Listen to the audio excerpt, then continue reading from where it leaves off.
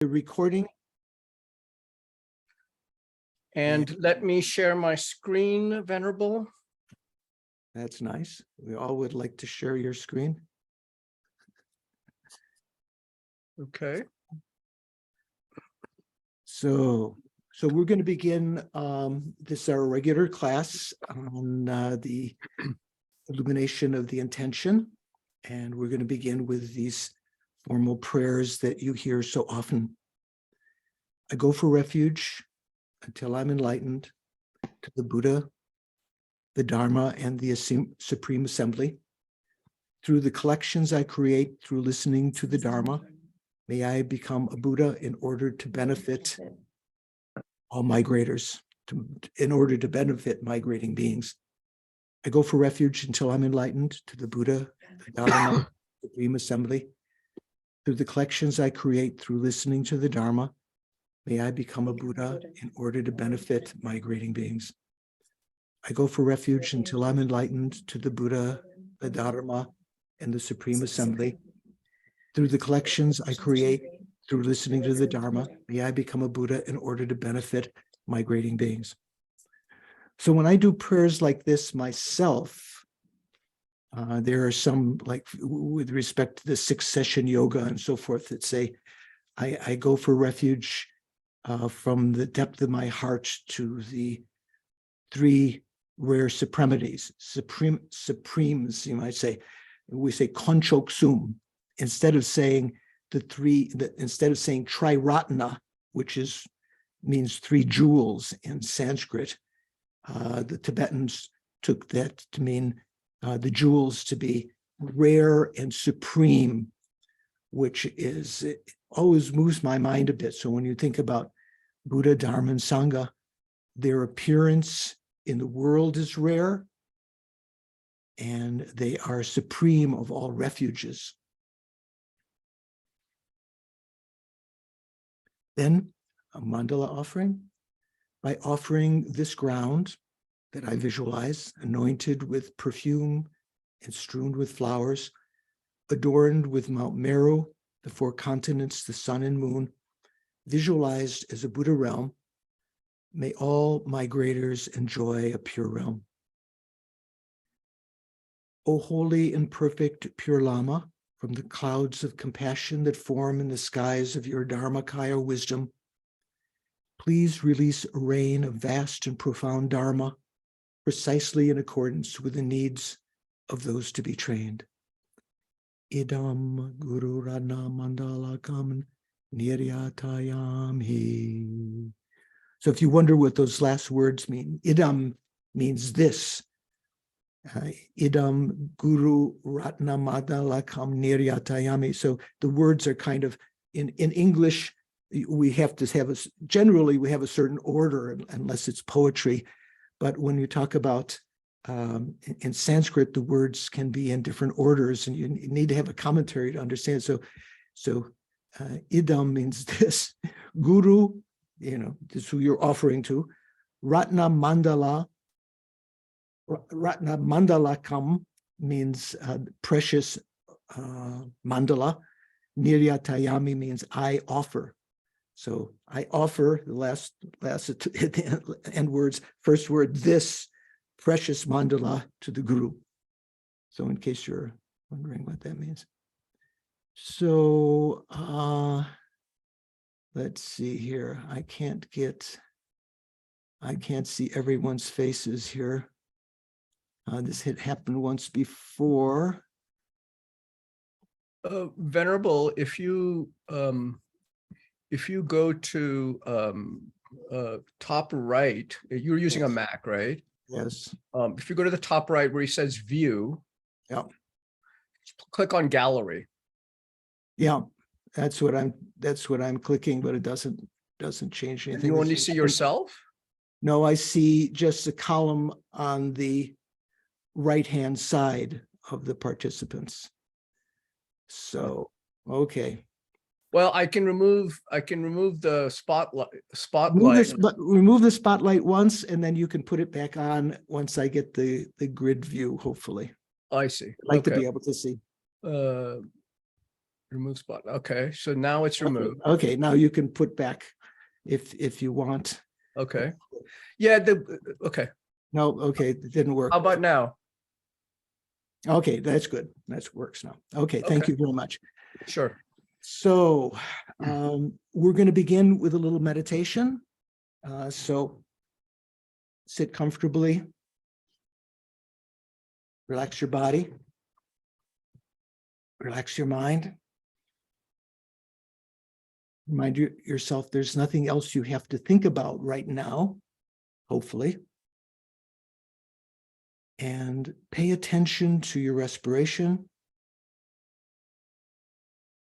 without controlling it. And once you've recognized it, just put your mindfulness on it. Focus your mindfulness on the fact that you're breathing in or breathing out to the exclusion of everything else.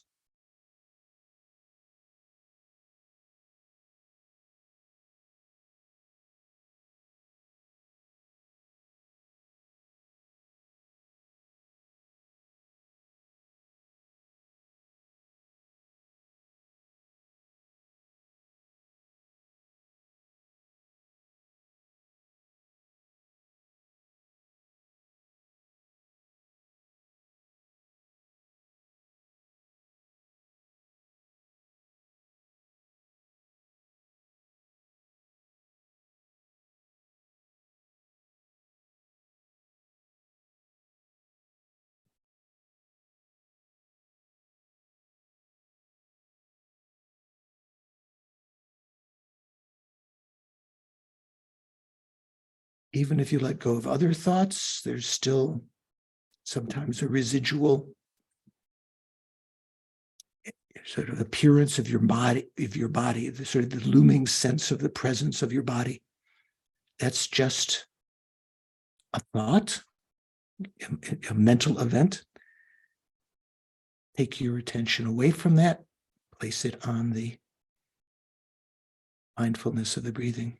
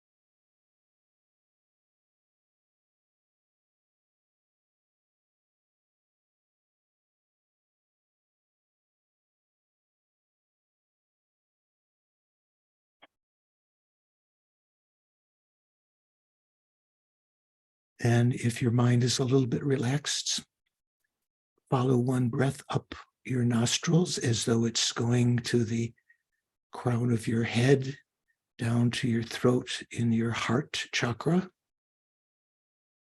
And let go of watching the breathing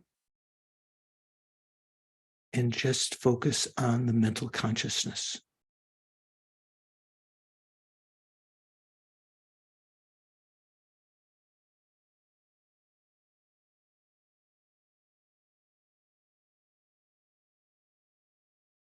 The mental consciousness nature, conventional nature, is said to be clear light, clarity, in the sense that it does not obstruct thoughts from entering or leaving. Not just thoughts, any mental events, whether they be mentally direct perceived.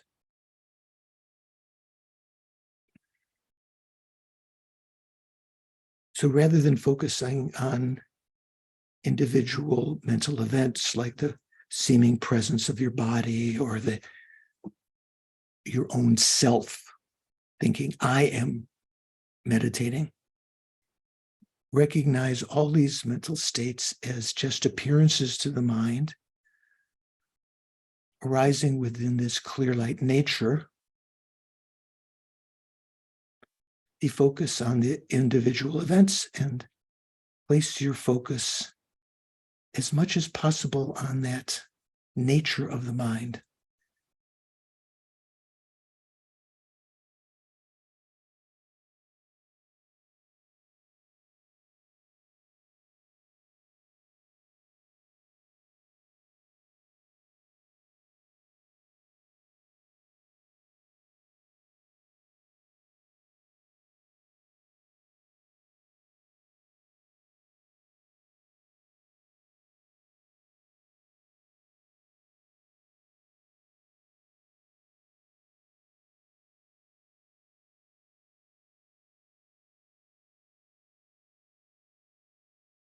Letting go of the thoughts, ask yourself, tell yourself, remind yourself that the appearance of this event to my mind, whether it be conceptual or perceptual,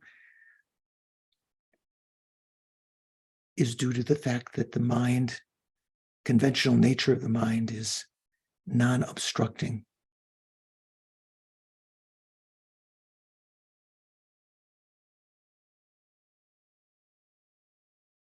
In so doing, let go of the mental event and focus on that subjective quality of the mind of being non-obstructing.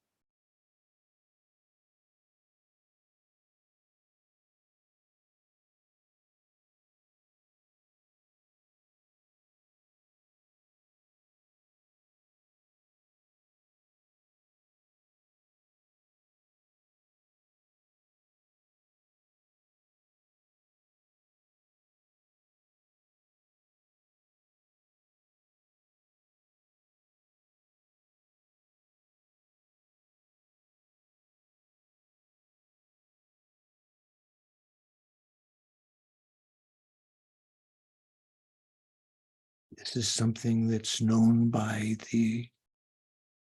your wisdom, the factor of wisdom, both the ordinary wisdom we call prajna and the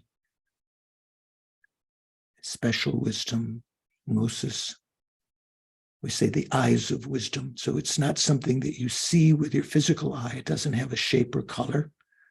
It's not dark, like black space. It's not blue like the sky.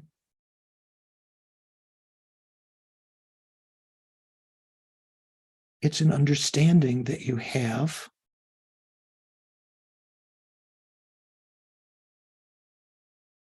that the mind is non-obstructing. The experience of that.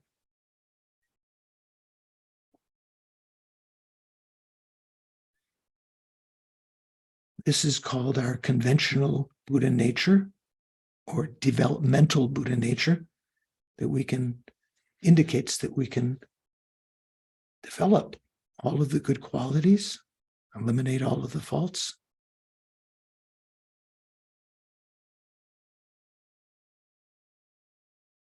This is an incredible innermost jewel, precious possession that we have.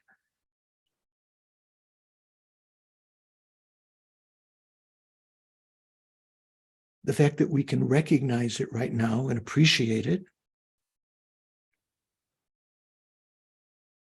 and be motivated to develop these good qualities and eliminate the faults is due to the fact that at the moment we have this auspicious moment, a life of leisure and endowment that we created the causes for in previous lives,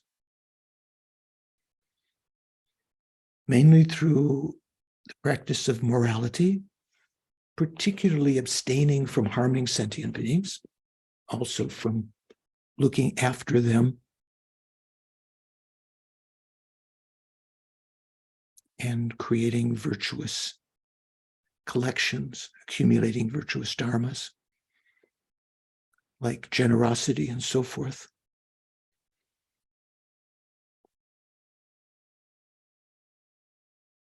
This life could be used as ordinary people do to find happiness in the here and now,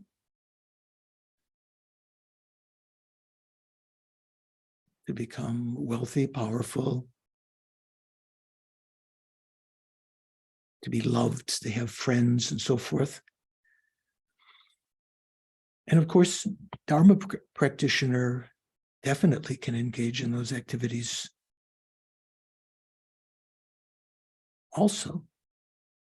But the prime activity of a Dharma practitioner is to be able to use this auspicious moment with a life of freedom from states where there's no chance to practice Dharma, and being endowed with the qualities of the Buddha, having descended into the world, having taught the Dharma,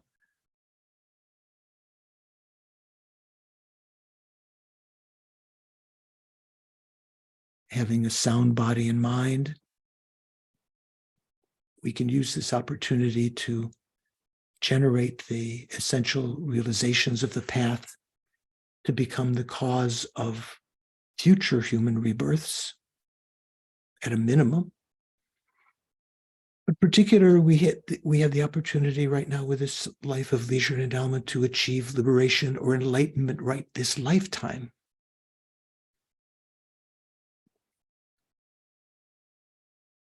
Or to put imprints in our mind of the essential realizations that are needed to progress on the path, so that in future lifetimes, we have a head start. Instead of meeting Dharma at in our mid ages, from the time of childhood, like the Tulkus and reincarnate Lamas, having an aspiration to practice the Dharma, to meditate, to study and realize the facets of the path. Not just for our own welfare, but taking cognizance of the suffering of all mother sentient beings, as vast as space,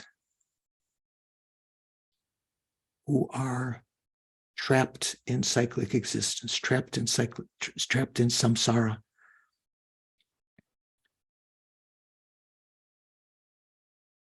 Believing the existence of the appearance of this lifetime as the only reality.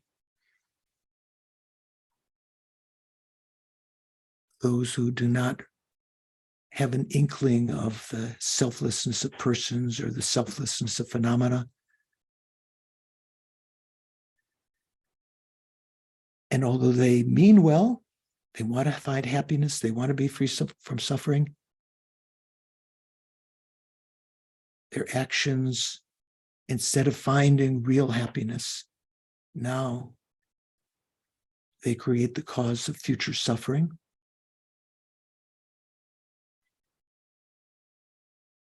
And while wanting to be free of suffering, sometimes they use wrong methods to strike out against those who displease them. I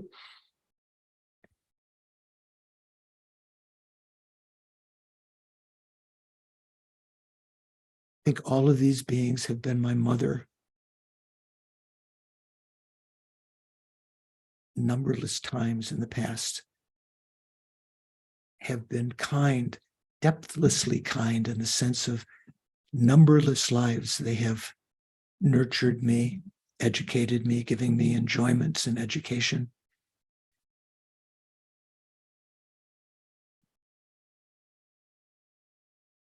compared to our friends or close relatives now, where we feel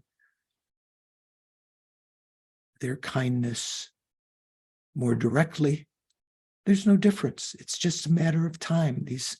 All these other sentient beings, even our enemies, have been our mother numberless times in the past, just as kind as our present friends and family.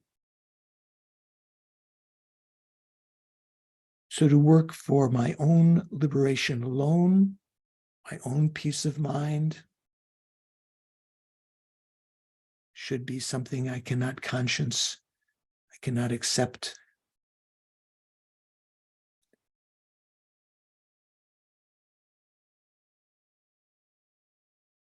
Also recognizing that working for the welfare of others, one finds one's own happiness by the way, without having to work for it as an ordinary worldly person would. Your own problems become manageable as you focus on the problems, the suffering of others, wanting them to be free of that. And in accumulating merit, you create the karma to have your wishes, your temporary wishes fulfilled without any special effort to fulfill them.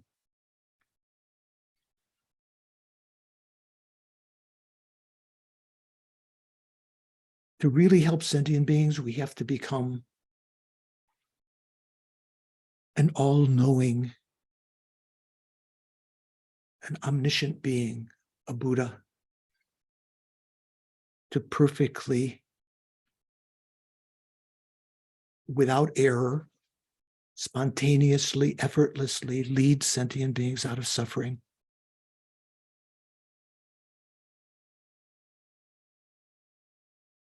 So with that thought in mind, that motivation to achieve enlightenment, so that I can effortlessly and spontaneously, without error, lead sentient beings out of suffering into that very same state. All my actions should be dedicated to that goal, especially the actions this morning, this afternoon,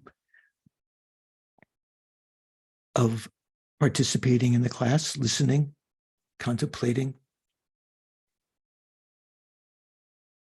And when some insights become clear, meditating on them, holding one's mind single-pointedly on that to leave a deep instinct and imprint in one's mind. I think I'm going to participate today with the ultimate purpose of achieving enlightenment for the sake of all sentient beings.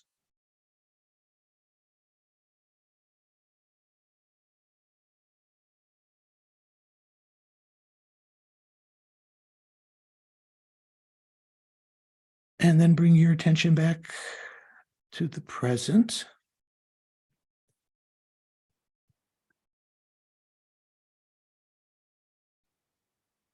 Remember, with motivation like that, whatever you do, whether it's cleaning the dishes or sweeping the floors or doing your regular work, you create the causes for enlightenment, but particularly when the activity that you're engaging in, listening to the Dharma, contemplating, meditating, and so forth, enhances, it's not just accumulation of ordinary merit.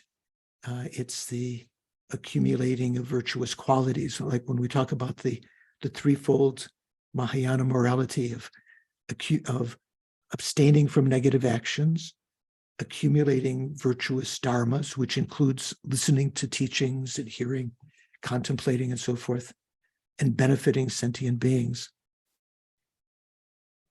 So it becomes very powerful.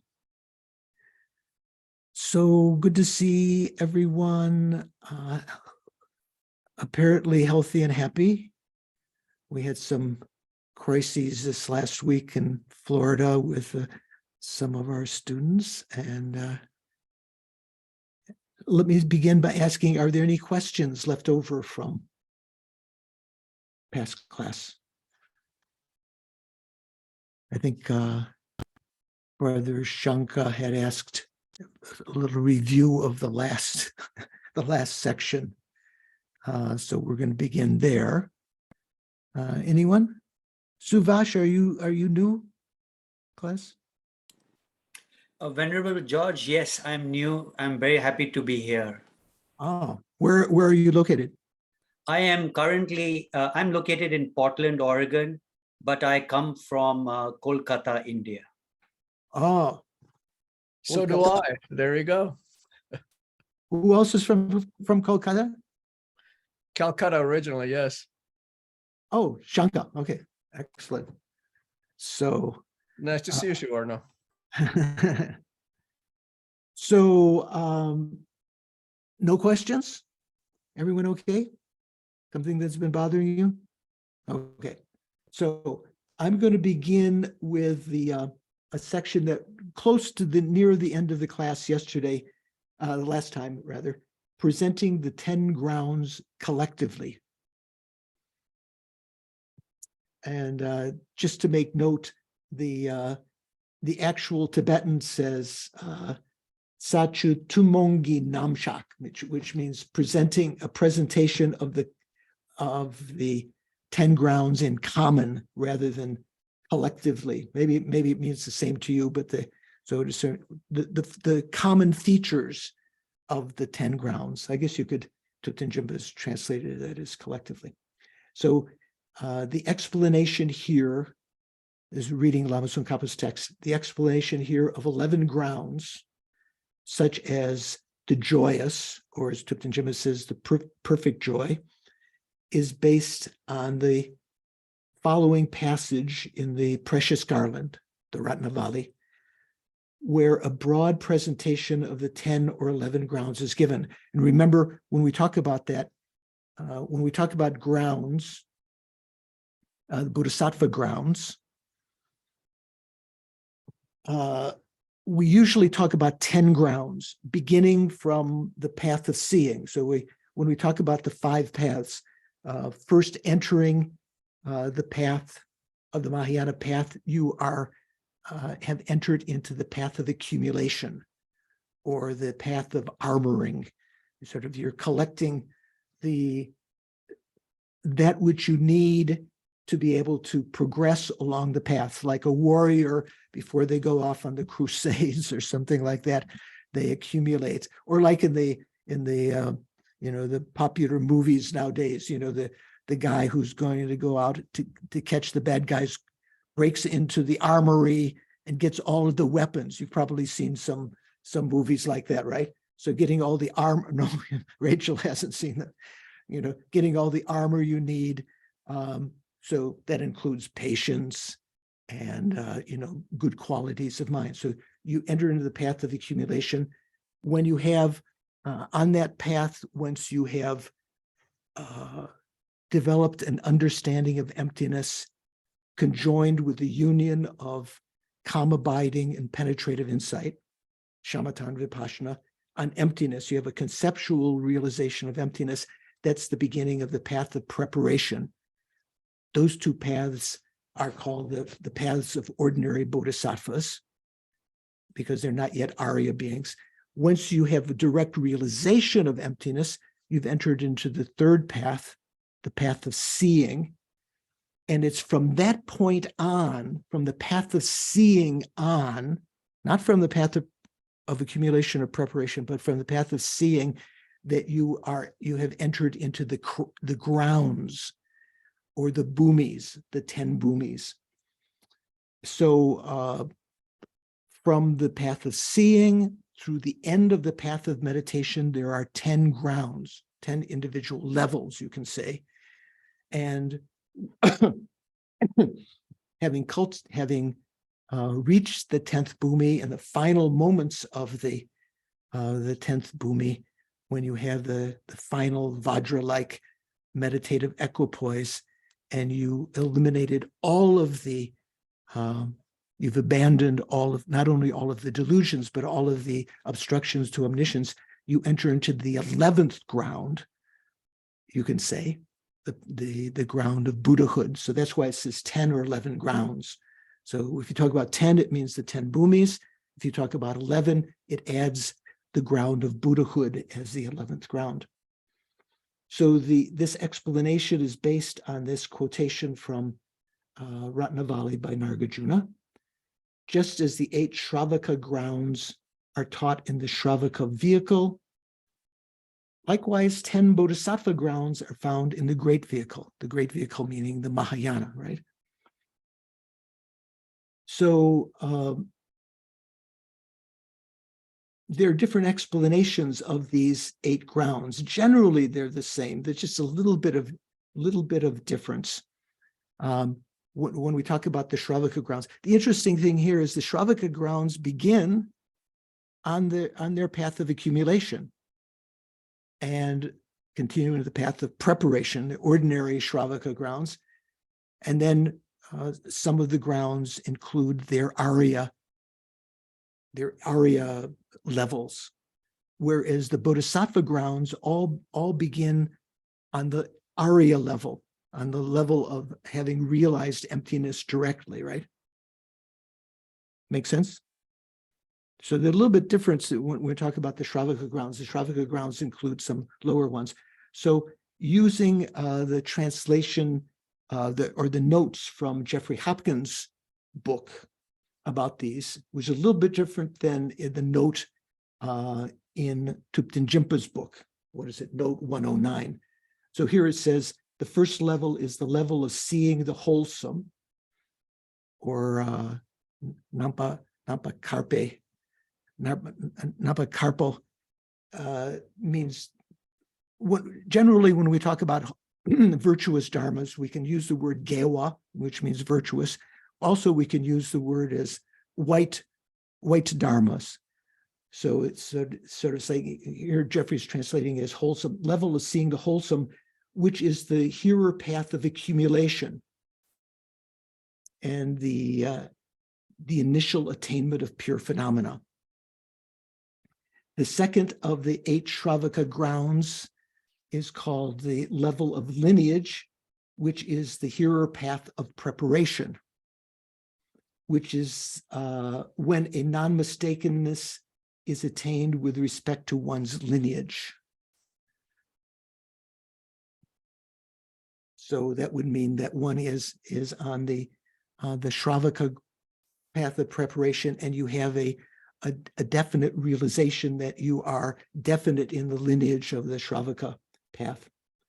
The third Shravaka ground is called the level of the 8th, and this is what we talked about a little bit last time. When you talk about, so we've just mentioned the path of accumulation, path of preparation. So the next path is the path of seeing, when one becomes an Arya being, right? So there are said to be, generally speaking, in a very general way, 8 types of Aryas, both in the Hinayana path, the Shravakas, Pratika Buddhists, and in the Mahayana. So, David, do you know what those 8 Aryas are? Oh, come on. I could look them up. No. Richard, you're up on these. What are the 8 types of Aryas? I'm sorry, Venerable. I can't help you there. Oh, okay. I needed some help. Okay. Diana, can you help me? Do you know the 8? Of course you didn't. I was being facetious. No, I'm just teasing. Diana Weddingen? I'm sorry, Venerable. I don't know either. Oh, okay. Venerable Tendrin, do you know? Oh, we talked last time, no? Ida, do you know the 8 Aryas? Well, let's see if I remember from what I've heard. Stream enter, attaining stream enter, and then getting the fruits of stream enter. Right. Right, go on. Once returner, achieving once returner, and then getting the fruits of once returner. Yeah, we say entering or approaching. Okay, then non-returner, approaching non-returner and getting the fruits of non-returner, abiding in the fruit of non-returner. approaching foe destroyer and gaining the fruits of foe destroyer. Am I correct? Right. Yes, very good. So, Okay. so entering into the fruit of arhatship or foe destroyer. So that which, that's often how arhat is translated in Tibetan. We say da chomba arhat, and abiding in the fruit of that. So generally, you could say there are four kinds of aryas. Generally, when the Buddha taught, there are, when you have entered the stream, when you have realized emptiness. Once returner means that you've eliminated certain of the afflictions after that, after having realized emptiness directly on the path of seeing. Subsequently, you've eliminated delusions to the extent that you will only be reborn as a human once more. And then having eliminated more of the afflictions on the path of meditation, there's another demarcation when you are called a non-returner. That means that you will not take rebirth in the well, I'm not sure. Paul, what does non-returner mean? If I remember correctly, non-returner is that you will not take rebirth in oh, that's a good question. Actually, now I'm drawing a blank myself. Sorry. Yeah. Whether you don't take rebirth again in the desire realm. In the desire realm, maybe. Yeah, something like that. And then the last is the achievement of arhatship, when you've eliminated all of your delusions. So those are traditionally the four types of aryas, which, as Ida remembered correctly, there are two parts to each. Entering into, approaching that when you are in meditative equipoise and you haven't yet arisen from that, and abiding in the fruit of that when you have actually eliminated the delusions of that stage and you are stable in that. So each of them have those two parts, approaching and abiding in the fruit. So the level of the eighth is the hero realization of approaching stream enterer. Why is it called eighth? Because it's, if you count backwards from abiding in the fruit of arhatship to approaching arhatship and so forth down, it's the eighth one, because there are these 8 kinds of aryas, right? So it's called the level of the eighth. Make sense? We talked about this last time, okay?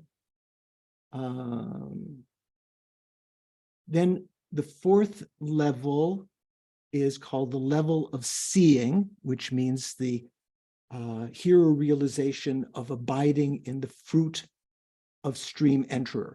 So the previous one was entering the fruit of stream enterer, right? Or approaching the level of stream enterer. This one is abiding in that. So that's the path of seeing. And then the 5th level is the level of diminishment or thinning, which is the hero realization of abiding in the fruit of once returner. So here it doesn't talk about, let's see, what did we say? Yeah. The level of diminishment, which is the hero realization of abiding in the fruit of once returner, when the first 6 of the 9 afflictions related with the desire realm have been abandoned. And the 6th is called the level of separation from desire, which is the hearer's realization of abiding in the fruit of non-returner, never returner, when one is separated from all afflictions related with the desire realm. So you won't take rebirth in the desire realm. The seventh is called the level of realizing completion, which is the hearer's realization of arhatship, of being a foe destroyer. One has completed the activities of one's own path. So like the expression we had earlier when we talked about the etymology of the name Shravaka, hearer, right? Why are they called hearers? Do you remember? Ron, do you remember why they're called hearers?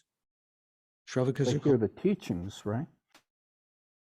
Yeah, there's two parts, right? They hear the teachings, they put them into practice, they achieve the result, and then they explain to others, I have no more rebirths. I have achieved, the goal. So that's kind of what's talked about here. Is that the level of realizing completion, which is the hero realization of foe destroyer, arhatship, when one has completed the activities of one's own path. Remember when we talked about the etymology of hero, is that they've heard the teachings, they put them into practice, and they cause others to hear about their own accomplishment. So I have, I had given at that point when we were talking about that, the quotation from the 8 Mahayana precepts, when we say, like the wise horse and elephant and so forth, who carried the burden and did what had to be done. So that, that's kind of like talking about that once you've achieved that level. And then the eighth ground, according to one explanation, is the level of solitary realizer. So all of the solitary realizer path is called the eighth. In Thupten Jinpa's book, he uses a different enumeration, just one or two different. You can take a look at that note. If you look, you'll see it's note 109. So almost the same. So this quote from Nagarjuna in Precious Scarlet. So he's calling on the readers who are maybe familiar with the general Hinayana teachings of the Buddha, the Shravaka path. We talk about these 8 bhumis of the Shravakas. He says, like that, the Bodhisattvas have 10 bhumis found in the Mahayana, in the Great Vehicle. So the big difference is in the Shravaka bhumis, they start from the path of accumulation and include the path of preparation, whereas the Mahayana 10 bhumis begin on the path of seeing. It doesn't, there's no bodhisattva bhumi for those first 2 levels of path of accumulation and path of preparation. Make sense? Shnehi, you following? Yeah. I think Jeffrey Hopkins has a good chart in his book, Meditation Emptiness, on page 107, if anybody's interested. Yeah, you can also find in the tenets in his book on tenets with Geshe Soba. Diana, you have a question? A few minutes ago, you defined stream enterer as one who had had a realization of emptiness. Does it have different meanings in different contexts on different parts of the path? Generally, it refers to that realization. When we talk about these 4 kinds of Aryas, so it was generally 4: stream enterer, once returner, non-returner, arhat. And each of them have 2 parts: entering into it and abiding in the fruit. So generally, when you say stream enterer, that's the only thing that I can recall that term refers to. Okay. Okay. Thank you. Okay. So the text continues. Chandrakirti also bases his presentation on the Sutra of the 10 Grounds, the Dasha Bhumika Dashabhumi Sutra. In later parts of the text, when we get to the various grounds, the 6th, 7th, 8th, 9th, 10th ground, many quotations from that sutra. Here, the characterization of the 10 grounds, such as the joyous, or as Thupten Jinpa says, perfect joy. That's the name of the first ground, Raptugawa. I guess that's why he puts perfect here. Raptu, the prefix in Tibetan, Raptu kind of means exceptional or great. So perfect joy or the joyous. Here, the characterization of the 10 grounds, such as perfect joy, as the 10 awakening minds, must be understood in terms of the ultimate awakening mind. So remember, we went over that last time. Usually awakening mind is what Thupten Jinpa translates bodhicitta. Here the word is not bodhicitta, it is semke, or mind generation. So in my translation of the Madhyamaka Vatara and the Bhasham, the commentary, each of those 10 bhumis are given names like first mind generation, second mind generation, third mind generation, and so forth, up till the 10th. Mind generation is another word, is a synonym of bodhicitta. It's not the same as bodhicitta. So when Thupten Jinpa writes 10 awakening minds, you might think it's each of the chapters are called the first bodhicitta and second bodhicitta. It's not that. They're called the first mind generation, second, and so forth. So these must be understood in terms of ultimate awakening mind, or ultimate mind generation. Let's see here. Yeah. So as mind generation is a synonym of bodhicitta, what's the difference between conventional bodhicitta and ultimate bodhicitta?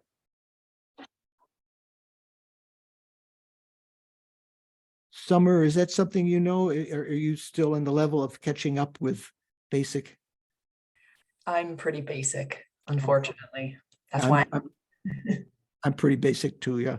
So conventional bodhicitta is what we often think of as bodhicitta when we haven't had more description of it. It's the wish to attain enlightenment for the sake of sentient beings, right? It's called conventional bodhicitta. Why is it called conventional bodhicitta? Well, because in that state, you're using conventional mind, you're using conventional reality, you're using thought process and so forth.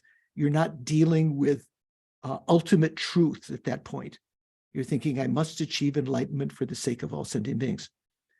Ultimate bodhicitta, or ultimate mind generation, is the name given to the realization of emptiness within the mind stream of someone who has conventional bodhicitta.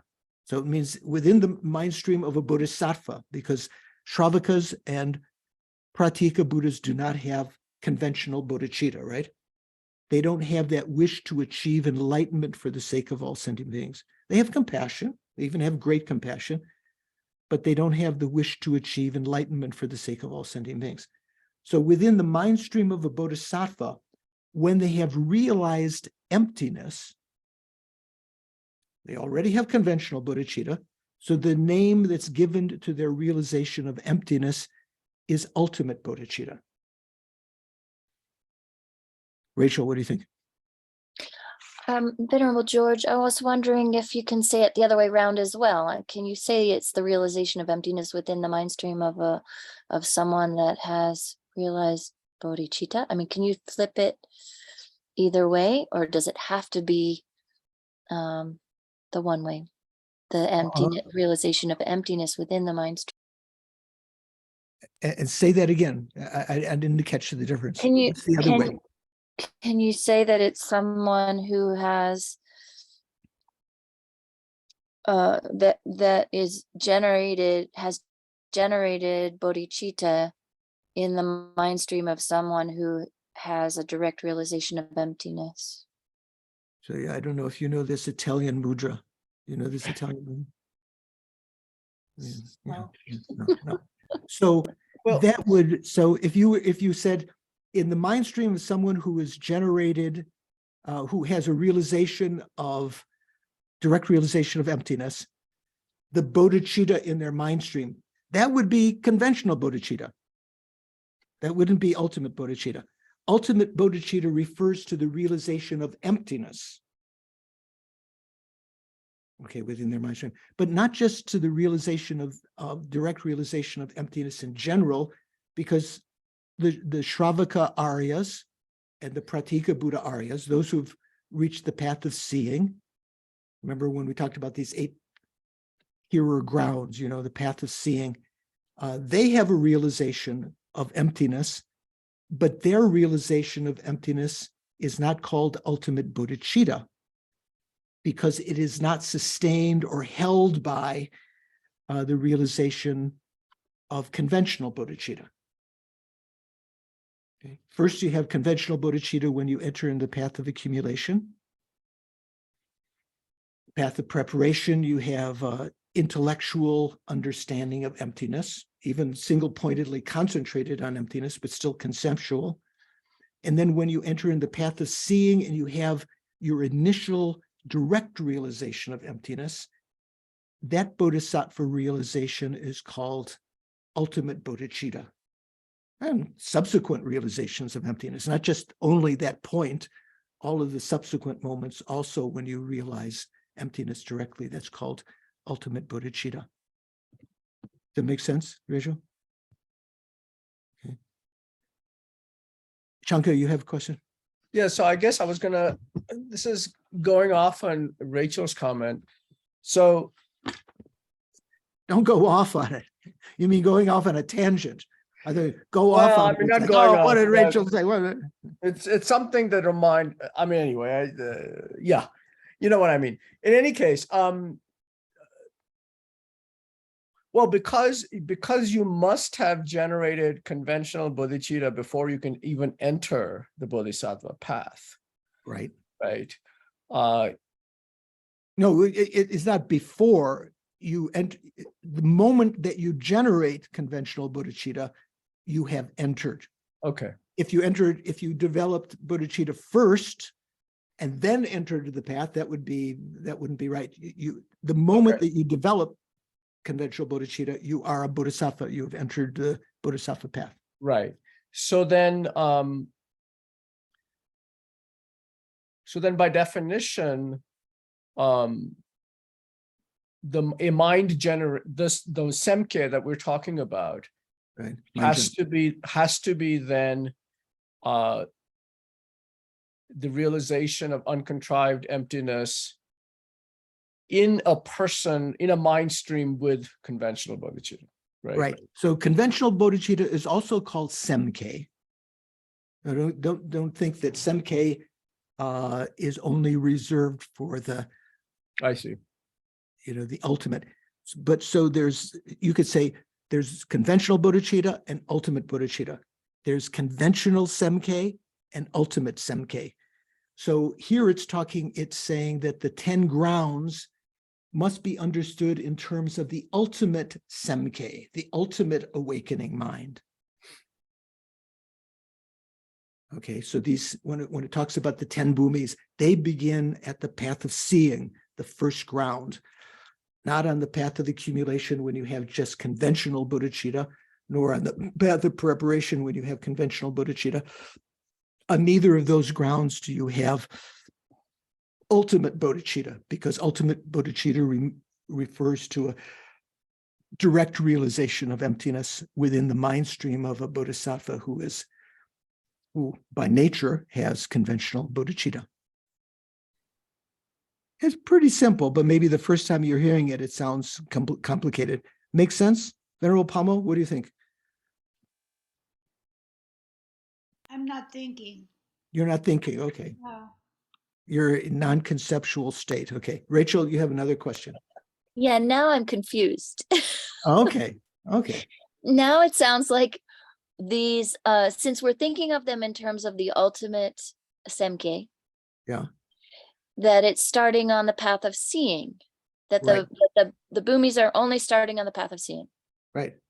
That's what you're saying. That's what that's Bodhisattva saying. bhumis, the Bodhisattva bhumis. Bodhisattva The bhumis. Shavaka bhumi is another Right, question. right. That's what I mean. Yeah. Mahayana boomies are starting at the path of seeing.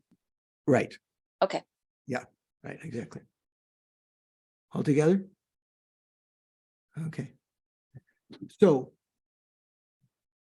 then the next sentence says, the commentary, that means Chandrakirti's auto commentary, right? His Bhasham. So he wrote the Karikas, the verses, which is a separate book. Sometimes the monks and nuns just memorize the Karikas.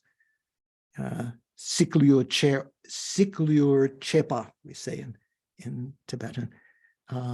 They just memorize those. And then maybe more advanced, they study the commentary that explains those Karikas.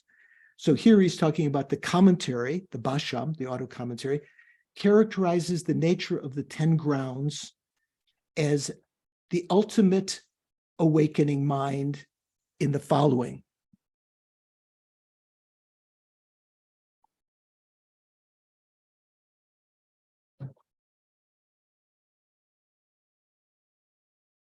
Yeah, so it's still talking, when he's talking about ultimate awakening mind, means ultimate bodhicitta or ultimate mind generation. So this is a quotation from the commentary, from Chandrakirti's auto commentary. When the uncontaminated gnosis, which is remember there are two kinds of wisdom, right? We call prajna and jnana. So when you translate prajna, usually we just translate wisdom. And when we translate jnana, or the Tibetan word yeshe, like Lama yeshe, it's a specialized form of wisdom. Sometimes we translate that as exalted wisdom, or in this case, gnosis. When the uncontaminated gnosis of bodhisattvas, which is sustained by compassion and so on, is divided in terms of its facets, it acquires the name ground, for it constitutes the locus of the qualities. So I had mentioned again last time, we're just going over that last time.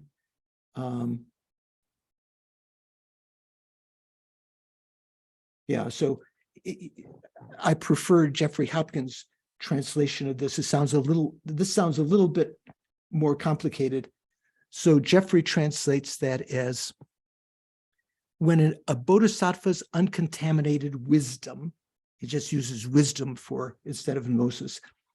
When a bodhisattva's uncontaminated wisdom conjoined with compassion and so forth, Jimpa says sustained by, so that means that within the mind stream of that bodhisattva, they have bodhicitta. When the uncontaminated wisdom conjoined with compassion and so forth is divided into parts. Rather than here he says facets, Jimpa says facets. The Tibetan word cha, usually we just translate as parts, like when you talk about the parts of a chariot or something, you usually don't talk about the facets of the chariot. Each part is called a ground because it is a basis of qualities. So what that means, as we talked about last time, that this Sanskrit word bhumi, Suvash, in modern in Hindu, in Kolkata, you use the word bhumi often? Yes. What does Yes. it mean in common colloquial? Bhumi is earth or earth. Earth. Yeah. Right. Ground, earth. So the same kind of meaning here. In the same way that the earth acts as the basis for developing plants, plants growing. It's the basis upon which animals walk and so forth. So the word bhumi is used for these spiritual levels of the bodhisattva because they act as the basis from which the qualities of that particular bhumi can be generated. You know, like on the first bhumi, the first mind generation, one develops a special practice of the perfection of generosity. So that would be like what's growing. That's like the sprout that's growing from that bhumi, okay? Make sense? In the above, Thupten Jinpa continues, the ground, in other words, uncontaminated gnosis, is explained through 4 factors. Its nature, what sustains it thoroughly, how it acquires the name ground, and the etymology of its name.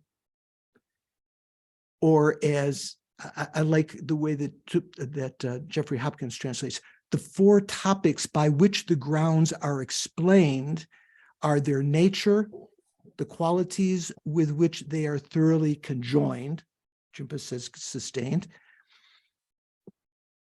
the way that they are called grounds, why they're called grounds, and the etymology. You know, when we talk about etymology, when we talk about it's not talking about the etymology of ground, it's talking about the etymology of the particular names of the grounds, like the joyous and so forth. So that those 4 qualities are all in this quotation from the commentary, the auto commentary. So it says, so like the first factor, its nature, it's an uncontaminated gnosis, uncontaminated wisdom. What sustains it thoroughly? It is sustained by compassion and so on. The third factor, how it acquires the name ground. It acquires the name ground for it constitutes the locus of qualities. Remember, it acts as the basis for qualities. Here, it doesn't give the etymology of the name of the grounds. It's just those first 3 factors because each of the grounds have different names, the joyous and so forth. Richard, you have a thought? Yes, Venerable. I'm a little bit unclear about this, about why they're using terms like facets and parts, because it seems to me, maybe I've misunderstood this, but it seems to me like the bhumis are kind of steps, that you don't get to the second bhumi before you've achieved the first, you don't get to the third before the second. And that would seem like steps rather than parts or facets, which suggests that they're all part of the same whole and that the order is not terribly important. I'm just wondering why they're not using, am I correct in thinking of them as sequential, or is it something more complicated than that? No, they're sequential. And what you say, has some good basis. But when we talk about, say, the whole continuum of the bodhisattva's mind stream from the first bhumi on, there are various parts or segments of that, or as Jinpa says, facets. Facets doesn't work so well for me, but parts, the first part, the second part, and third part. You could say the first level, but level is another translation of bhumi. So the various bhumis they're all talking about the parts of that uncontaminated wisdom. That means the direct realization of emptiness. It isn't continuous, right? When the bodhisattva has a direct realization of emptiness, that's an uncontaminated wisdom, uncontaminated gnosis. But then when they arise from that meditative session, phenomena appear to them again. There's trees and, windows and houses and so forth in themselves. And that uncontaminated gnosis is, you could say it's present as an imprint in their mind or as a seed in their mind, but it's not manifest. The uncontaminated gnosis is not manifested. But then again, there will be a period when they're entering into meditative equipoise and they have a direct realization of emptiness. And sometimes that will have slightly different features because they've accumulated merit and other factors, learning and so forth, and their realization. So there are different parts of that uncontaminated gnosis. Even though the uncontaminated gnosis is not continuously manifested, you could say those parts of it that are manifested, they have these various parts. Okay. Shanka, what are you thinking? Two questions. One is there a contaminated gnosis? Why do we keep talking about uncontaminated gnosis? Yeah, well, you can have contaminated gnosis, say, for instance, on the path of preparation, that wisdom that you have that is a conceptual realization of emptiness I is see. also gnosis. So we're talking about the gnosis that is not just in meditative equipoise, but rather gnosis after the 8th ground. That's what we're talking about. Is that correct? No, we're talking about, so rather than using gnosis, if that gets too complicated, so we say uncontaminated special wisdom, the special wisdom that realizes emptiness directly, right? It's called uncontaminated because it is not contaminated by the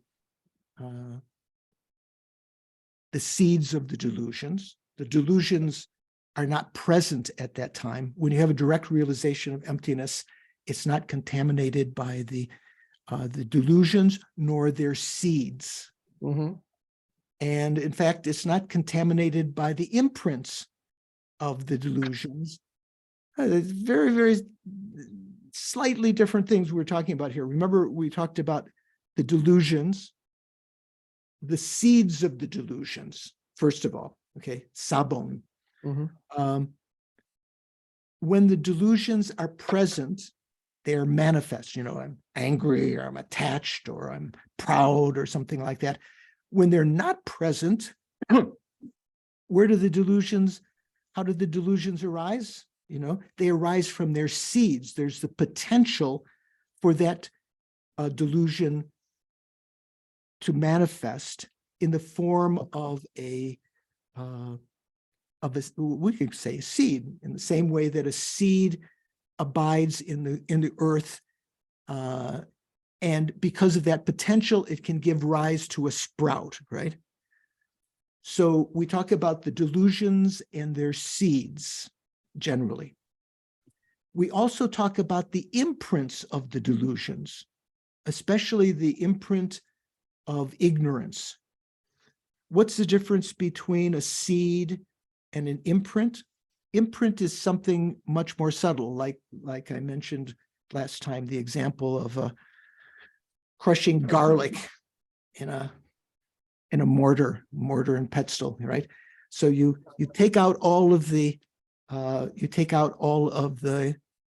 crushed garlic, but even if you've taken out all of the garlic, there still is an imprint of that garlic smell embedded in the mortar, right? The mortar is the bowl and the pestle is the thing you crush it up with, right? So the imprint of the delusions, especially the imprint of ignorance, is one of the obstructions to omniscience. So it is one of the fundamental causes of the appearance of true existence, the appearance of inherent existence.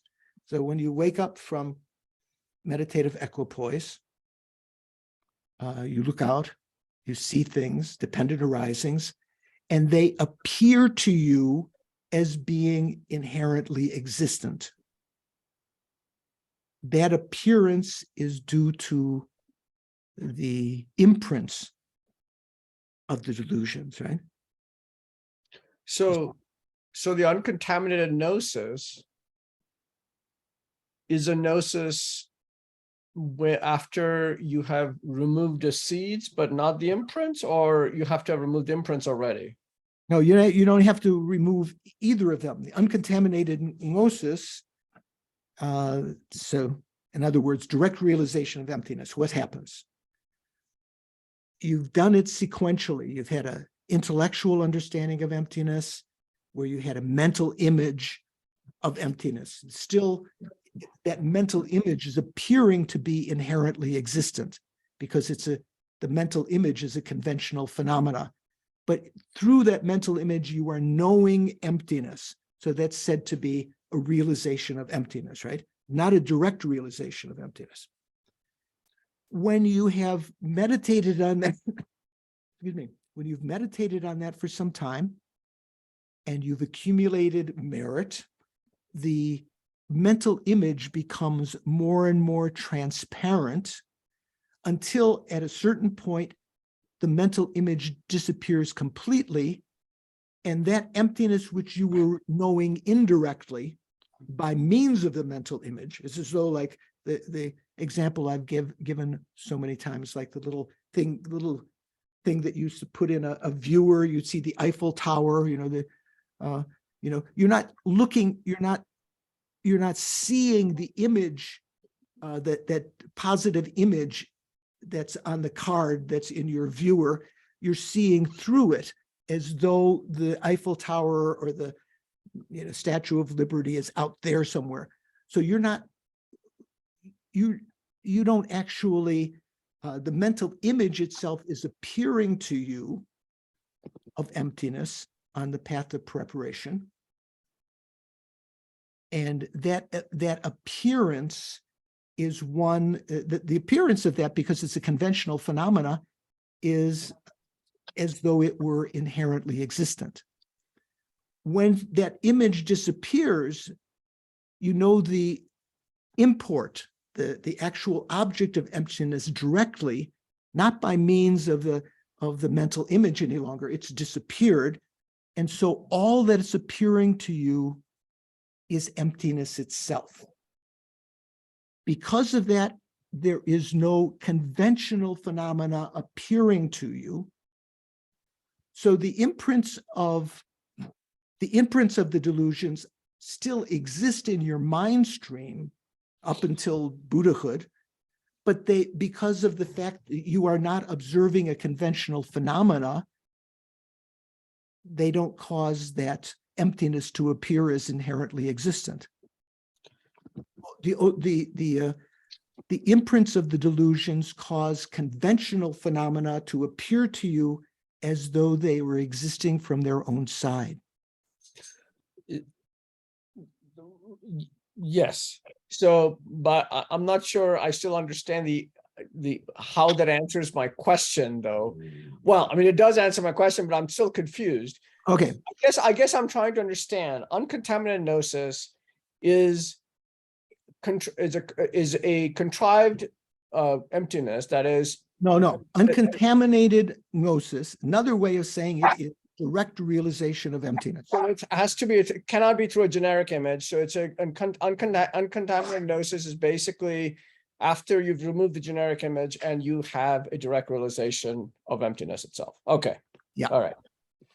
Make sense? Yeah. Yeah. So different terms sort of being used to refer to the same things. When we talk about uncontaminated gnosis, that means it's uncontaminated by the delusions, the seeds of the delusions, and the imprints of the delusions. Why is that? Because when you realized emptiness directly, although the seeds of many delusions are still present in your mind stream, they are not manifest. They don't, because of the fact that you were realizing emptiness directly, that acts as an antidote to the generation of those delusions. And because of the fact that you're realizing emptiness, not a conventional phenomena, the imprints of the delusions don't cause that emptiness to appear as inherently existent. It only causes conventional phenomena, conventionalities that appear to you when you arise from meditation, it causes those to appear as inherently existent, but it doesn't cause the direct realization of emptiness to appear as inherently existent, because then it wouldn't be a direct realization of emptiness. All that appears to your mind when you have this uncontaminated gnosis, this direct realization of emptiness, all that appears is emptiness. So then I have a second question, Okay, if you don't mind, okay. which is that this is regarding the facets and parts.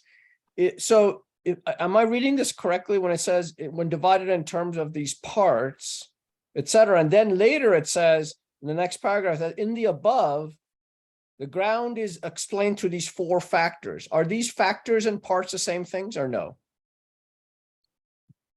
Or facets, parts, and these factors, are they all the same things we're talking about? No, no. You I could see. say topics. Jeffrey translates as topics.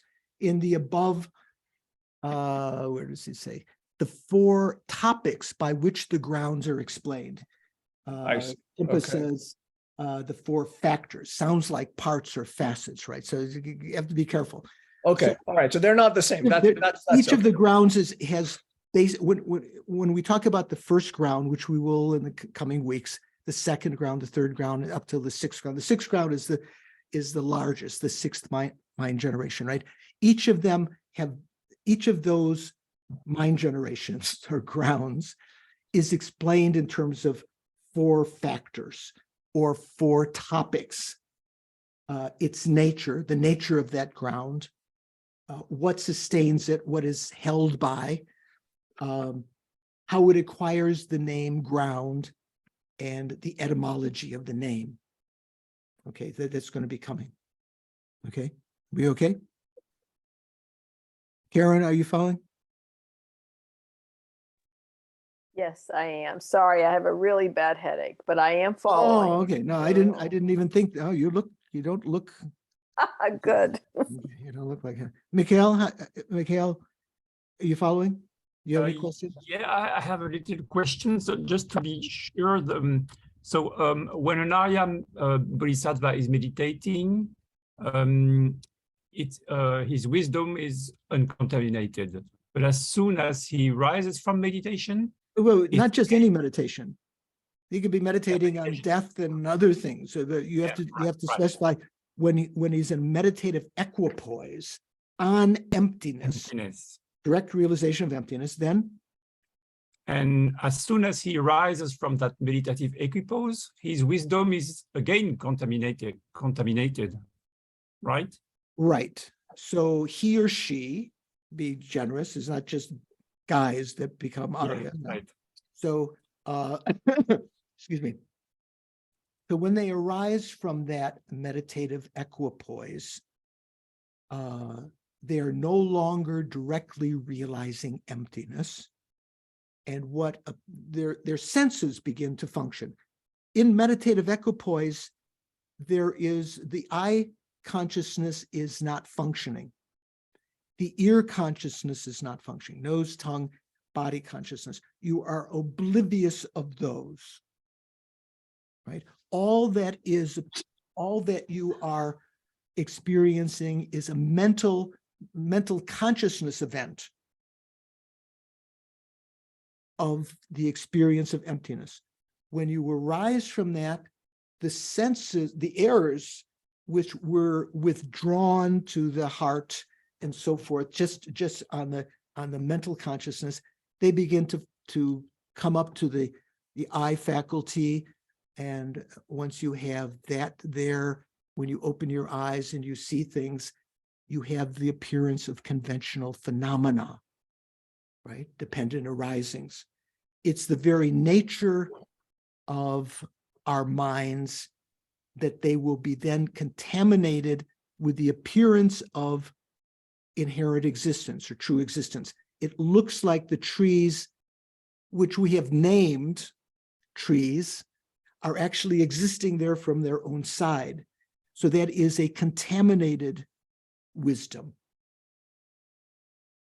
Okay. How are we doing? Jennifer, are you following?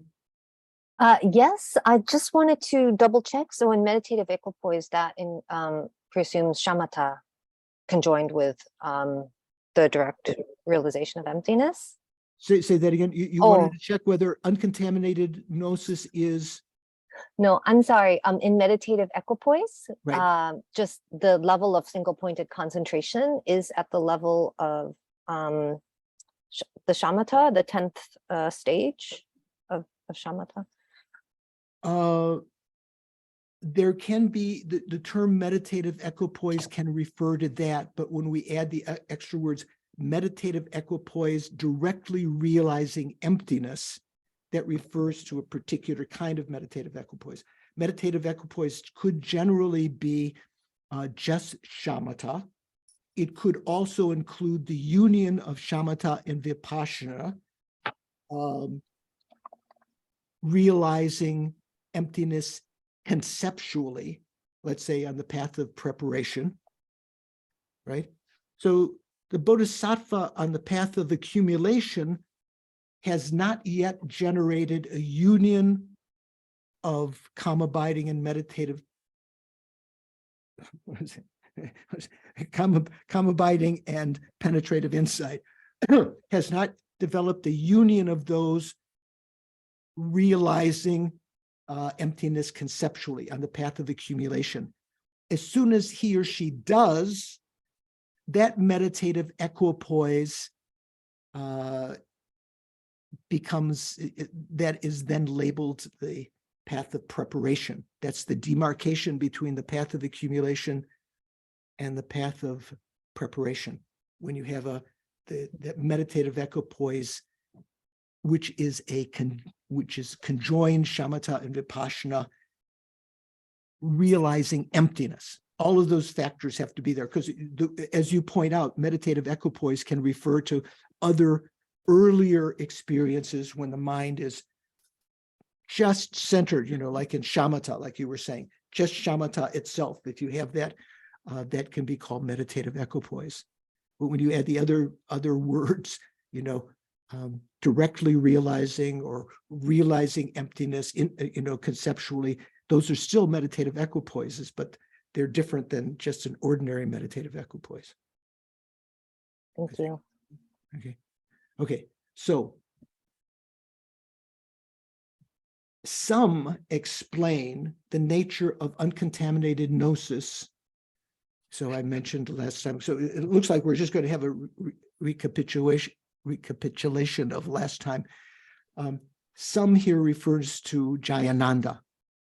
So Jayananda and some other Tibetans explain the nature of uncontaminated gnosis, uncontaminated wisdom, right? So what does the uncontaminated gnosis mean here? It means that direct realization of emptiness in a bodhisattva's mind. Some explain the nature of uncontaminated gnosis using the definition found in the Abhidharma Kosha, which he translates here as the treasury of Abhidharma, or you could try the treasury of knowledge. And that's a famous text that Vasubandhu wrote, right? You know about the Abhidharma Kosha, right? Summer, you heard the Abhidharma Kosha? Yeah. Doris, have you heard of Abhidharma Kosha? I think you have.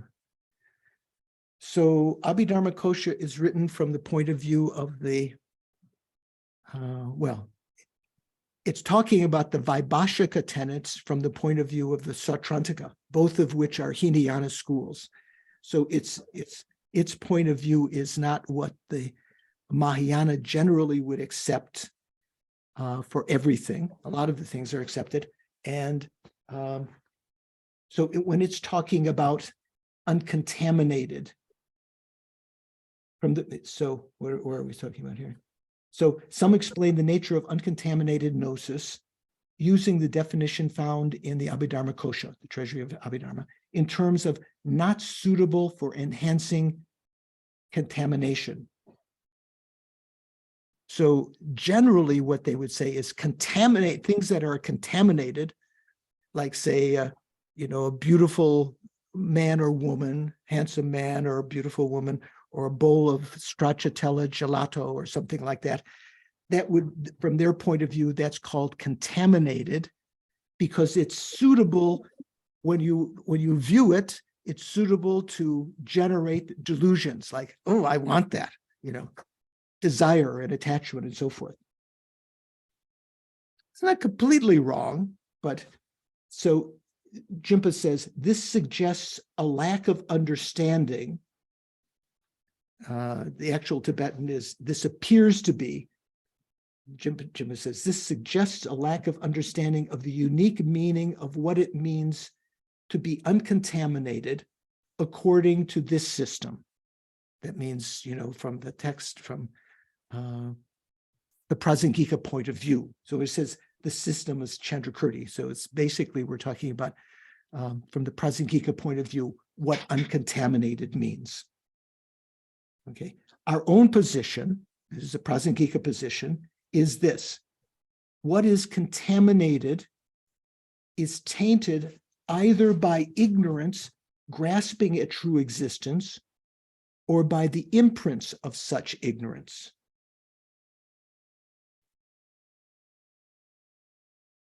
You're reading, Ron, or are you thinking? I was following in the text, yeah.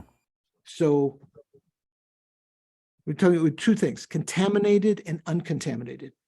From this statement, Lama Tsongkhapa is saying our own position, the Prasangika position, is this: what is contaminated, as opposed to uncontaminated, is tainted or polluted by either ignorance grasping at true existence, grasping at inherent existence, like our ordinary minds now are contaminated minds, because our minds grasp or adhere to or believe the appearance of inherent existence. They're tainted or polluted by ignorance grasping at true existence, or by the imprints of such ignorance. So the imprints of that ignorance, so we say the ignorance, the seeds of ignorance, and the imprints, remember, the imprints are what cause the appearance of inherent existence. So when we're, even if we're not grasping at things as being inherently existent, they're appearing to be inherently existent when we're not in meditative equipoise on emptiness, direct realization of emptiness. When you arise from that, two things can happen. There's one thing definitely happens: the things appear to be inherently existent, and in addition to that, that wisdom, or that, what does he say? Yeah, that consciousness can be polluted by the grasping at that as truly existent. And as you remember, even though grasping at true existence, ignorance grasping to true existence exists in our continuum, it doesn't have to be manifest. There are many times when we remember when we talked about, oh, that horse over there, or that, you don't have to be grasping at it as being inherently existent, but it will be, that consciousness will be polluted by the imprints of ignorance, which cause it to appear to be inherently existent, even though you may not be thinking about its inherent existence. So our own position is this: what is contaminated is tainted either by ignorance grasping at true existence or by the imprints of such ignorance. The gnosis, the wisdom free of such a taint, is uncontaminated. So when you're in meditative equipoise on emptiness, you are not polluted by ignorance that's grasping at true existence. That ignorance does not manifest at that time. And you are not polluted or tainted by the, what's the other word here? Imprint of that ignorance. That taint of the, or that pollution of the imprint only manifests when you're observing conventional phenomena. When you're in meditative equipoise on emptiness, conventional phenomena are not appearing to you. All that appears is emptiness, ultimate truth, as opposed to conventional truth. What are we doing here? Let me see.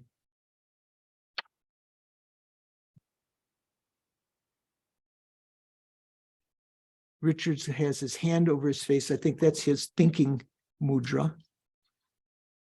Kristen, making sense?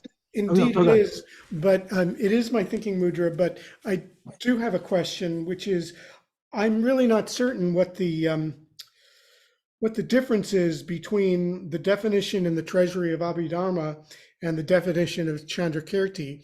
The definition in the Treasury of Abhidharma seems like a little vague and a little odd to me, but it doesn't sound in any way wrong, and it doesn't sound as if the definition that that Lama Tsong Khapa is offering adds substantially to it. Am I missing something here? It's subtle. So yeah, let's get into that. So from the Abhidharma point of view, Abhidharma Kosha point of view, we can say that ice cream is contaminated because when viewing ice cream, you can develop attachment, right? You can develop the contaminations of the mind.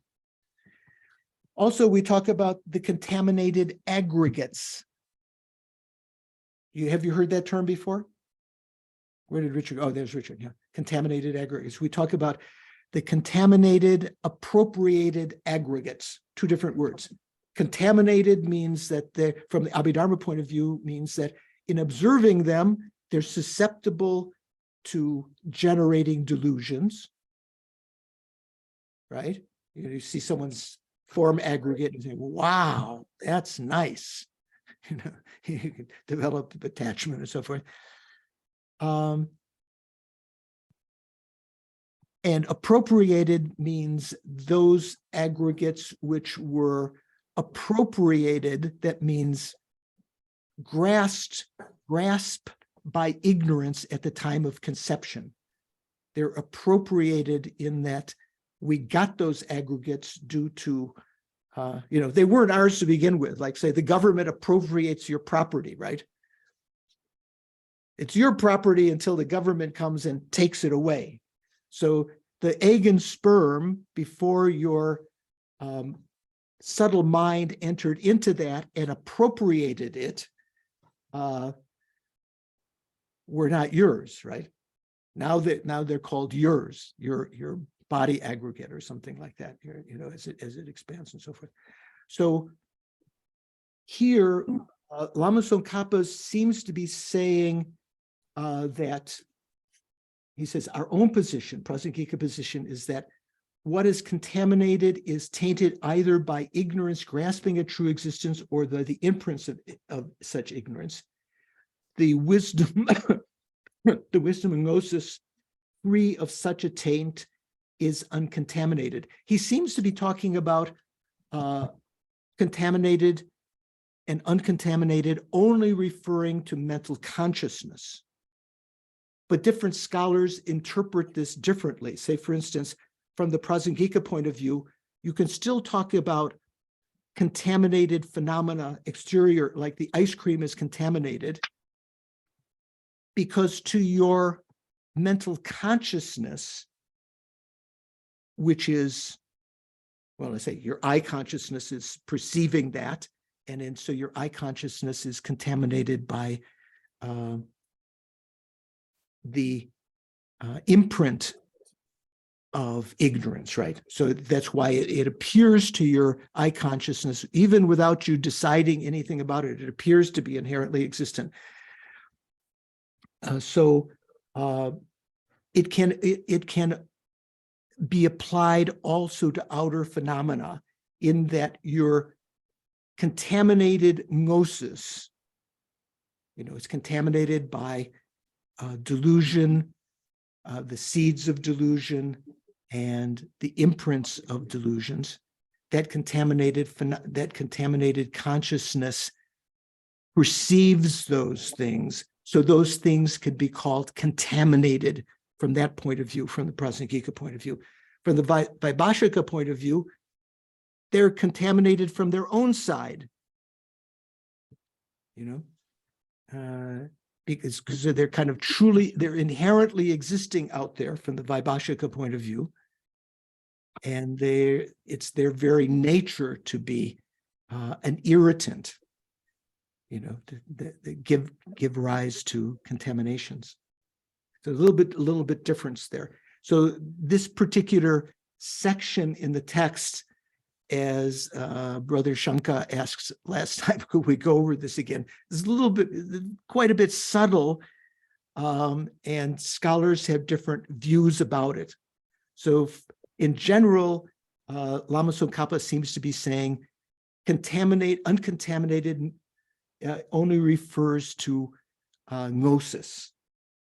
But other scholars say that by extension, that gnosis, that contaminated gnosis, that sees conventional phenomena, that in that sense, you can call those phenomena contaminated because they're perceived by a contaminated gnosis. Venerable Tendrit, what do you think? You don't think?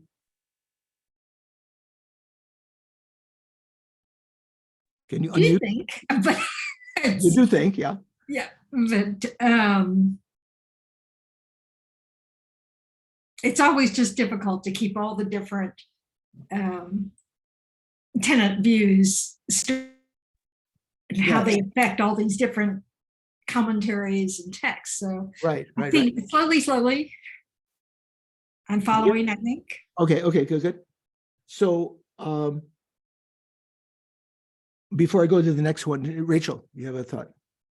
Well, thank you. So if something is external and is perceived by a contaminated gnosis. If something is what? Say again? If something is external and is perceived by a contaminated gnosis, how is that necessarily affecting the nature of the object? Well, is it just because? From the point of view of Prasangika, say for instance, what exists conventionally external to ourselves? So the Prasangika says there are external things to us, as opposed to the Chittamatra say that everything is the nature of the mind. There are no external objects. Excuse me. So from the Prasangika point of view, what is occurring is that dependent arising, like say, what is the tree? The tree is a dependent arising. It has arisen in one sense because of your karma. So there are various parts of the tree that you label tree. And as soon as you label tree, it seems that what you were thinking of as tree appears to be appearing to you from its own side as inherently existent.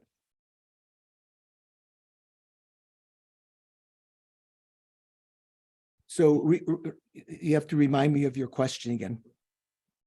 I'm losing track. So how is it then that the nature of the object is contaminated due to the fact that the mental perception of it is contaminated? Yeah, so that's the difference from the Vaibhashika point of view. It would be contaminated from its own side. From the Prasangika point of view, it's not contaminated from its own side, but it can be called contaminated because it's perceived by a contaminated consciousness. So there's a slight difference there. That's why he's saying that when Jayananda and others are using the definition of contaminated from the point of view of the Abhidharma Kosha, they're missing the import of the Prasangika view. phenomena are not inherently contaminated. Like the dependent arisings, the Buddhist perceives, well, let's say high bodhisattvas perceive the same dependent arisings we do.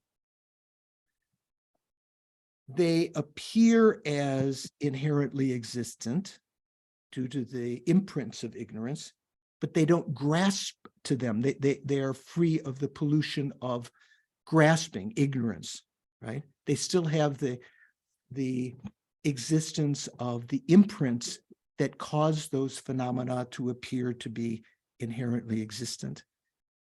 But the phenomena themselves are not inherently existent. They are from their own side, not, what is the term Abhidharma here?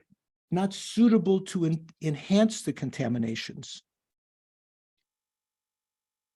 When you view, when you view ice cream, let's say when a bodhisattva, high bodhisattva on the 8th, 9th, or 10th bhumis see a bowl of gelato, they don't generate grasping at that as truly existent, and they don't have, they don't generate attachment to that, right? Thinking that that will bring happiness.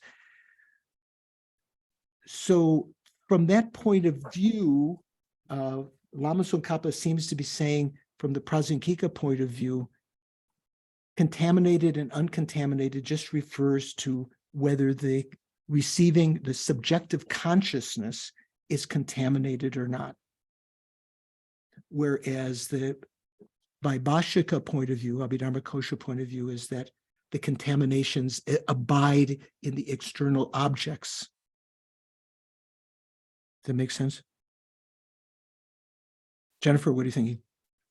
Thank you. Just to take that further from the Vaibhashika point of view. So let's say that one has trained their mind to realize partless particles. Would the... One can perceive partless particles? Well, I don't know. I don't know what the Vaibhashikas would say, but would the Vaibhashikas say that if you first, would they say you're able to perceive them? And if so, does that liberate you? Or is this related to, like, nirvana with remainder and nirvana without remainder, was as long as you're on this earth with the contaminated aggregates, you will be subject to contaminated phenomenon around you? So let's take our contaminated aggregates to begin with. Say my contaminated aggregates. They could be called contaminated from the Prasangika point of view because they were thrown by, or they were appropriated by, contaminated ignorance. So they're a continuation of that, right? Even from the Prasangika point of view. From the Vaibhashika point of view, viewing my own aggregates, if I see some blemish in my face, or I've gained too much weight, or my muscles have become desiccated or decimated, that can give rise to various delusions, as though from the Vaibhashika point of view, the phenomena itself that you're viewing is contaminated from its own side. From the Prasangika point of view, they're not contaminated from their own side. They're contaminated because they're perceived by a consciousness which is contaminated by delusion or imprints of ignorance. Okay. What do you think? Paul, what do you think? Yeah, no, sounds good, George. So I guess then a good example of contaminated exalted wisdom would be a Jetop Yeshe, exalted wisdom of subsequent attainment. Right. So when you arise from meditative equipoise and you have, you see phenomena, your mental consciousness is also functioning. That's what Paul referred to as Jetop, means subsequently attained. That essentially it means in the non-meditative equipoise point, that consciousness now, that mental consciousness that's perceiving, that's knowing what you're seeing and hearing and smelling, tasting and touching, that mental consciousness is contaminated by ignorance. It's present, and by the seeds of ignorance, and by the imprints of ignorance. So that is, that's what's being referred to here. Let me just go a little bit further, because essentially this is just going to end up being exactly what we finished last time. So just let me go a little bit further. This is stated in Chandrakirti's clear words. Remember, we talked about this last time, the prasana pada, or as the one translator of this first chapter, Anne MacDonald, said, in clear words, and Shanka said, didn't sound like it was in clear words to me, the translation. So I thought that was quite perceptive. So he's taking, Lama Tsongkhapa is just taking a little quotation without what comes before it and what comes after it. He says, from the perspective of the nature that is the object of uncontaminated gnosis, free of the obscuring cataract of ignorance, things do not exist. And you remember last time I mentioned, I thought this was mistranslated. In fact, in Geshe Chuni's classes in Singapore, also, even though they didn't talk about what comes right before this quote or what comes after it, they both, Geshe Chuni and Steve, Venerable Steve, both said that seemed, Thupten Jinpa seems to be wrong. The negative particle, which Thupten Jinpa here puts in brackets, things do not exist. It's just a negative particle. Mayin should come at the beginning. It is not that. It is not from the perspective of the nature that is the object of uncontaminated gnosis, free from the obscuring cataract of ignorance. Again, wait. So Jeffrey Hopkins translates that not from the viewpoint of the nature of objects of the uncontaminated wisdom in those free from the obscurations of ignorance.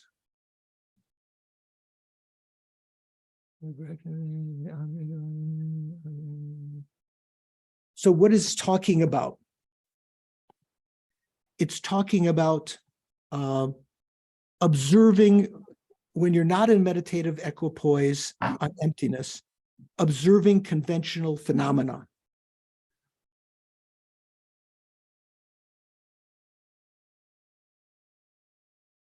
Like dependent arisings and so forth and so on.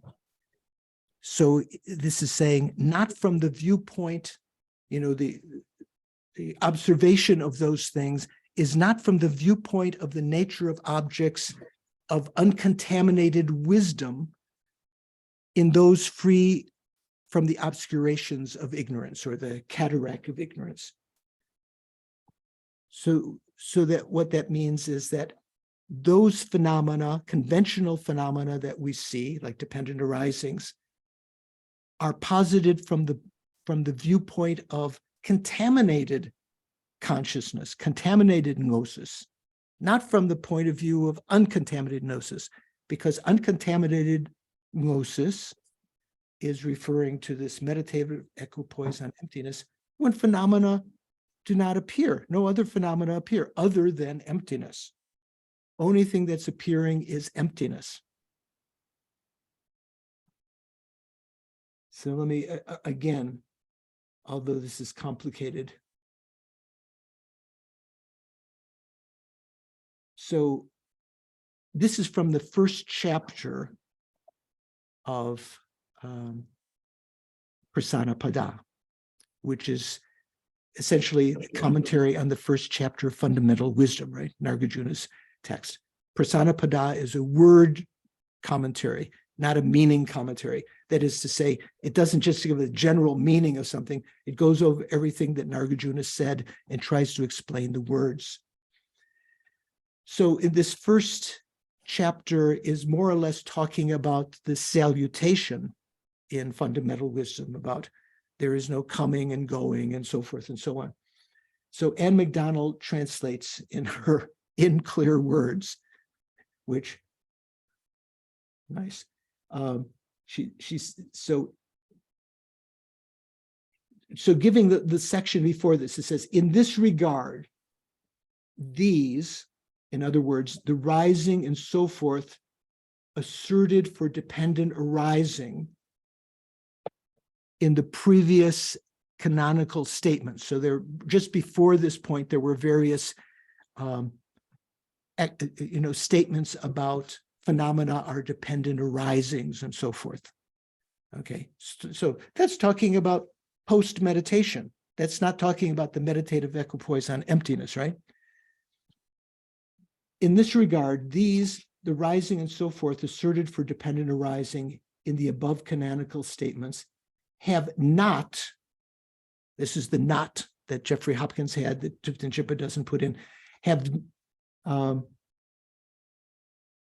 not been asserted with reference to a purported own being of the objects of uncontaminated gnosis, of those persons whose cataract or chimera of ignorance has vanished. It's not talking about, some kind of inherent existence in meditative equipoise on emptiness, because it doesn't appear there. It is rather, she says, they are stated with reference to the object of cognition of those beings whose mind's eye, you're not talking about this eye, the mind's eye, is impaired by the cataract of ignorance. So Lama Tsongkhapa just takes one little segment there, almost as though, I don't know, kind of a challenge to the scholars who are reading him to fill in the blanks. It's not, as one of my university professors used to say, intuitively obvious to the most casual observer what he's saying. What he's saying essentially is that when we talk about observing conventional phenomena, that's not talking about that is being perceived by uncontaminated gnosis meditating on emptiness. That is perceived by a contaminated consciousness, contaminated by the cataract of ignorance or the chimera of ignorance. Suvashi, in modern Hindu, is the word chimera in Hindi? Or is it Sanskrit George, word? I'm afraid I do not know. Okay. I just want. Shankar, what do you think? Well, I don't remember much Hindi either, since I only speak Bengali nowadays. But anyway, but I was going to add, so this, okay, from after many sentences you spoke last time on this, this paragraph or this quotation makes sense to me if I take out the last 3-4 words, things do not exist, and preface the whole thing by, and I think you said this, but in any case, I don't know where I came up. So dependent arisings or ordinary phenomena are not posited. And then you go from the perspective of nature, that is the blah, blah, blah, blah, blah. Right. And then it finally makes sense to me. Right. Yeah, that's the point. So that so I just don't know what the prasanna pada and et cetera they say, but I'm just saying that this finally the whole paragraph makes sense to me now. Okay. So in other words, when we have perception of conventional phenomena, which are dependent arising. So of course, emptiness is also dependent arising. But when we talk about the things that were mentioned in the Prasana Pada just before this quotation, it's talking about from the Shravaka point of view, Yeah, from the Shravaka point of view, these things really exist the way they appear. They do exist the way they appear. They don't use the word inherently existent, but they say that that is an uncontaminated wisdom.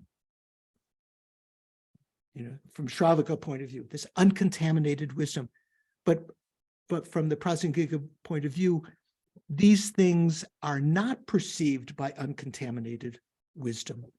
Only thing that's perceived by uncontaminated wisdom is uncontaminated gnosis, is emptiness itself.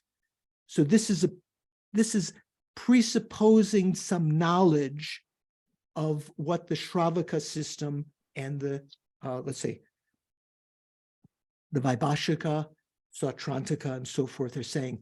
They're saying that phenomena do truly exist. They appear to truly exist, and the consciousness that perceives them as truly existent is uncontaminated. It's a correct consciousness. From the Prasangika point of view, that's completely wrong. It is not from the perspective of the nature that is the object of uncontaminated gnosis, free from the obscuring cataract of ignorance, that these phenomena are perceived. It is it is rather, to use that last phrase that Anne McDonald said, rather those conventional phenomena, rather they are stated, those statements about them existing and so forth, are stated with reference to the objects of cognition of those beings whose mind's eye is impaired by the cataract of ignorance.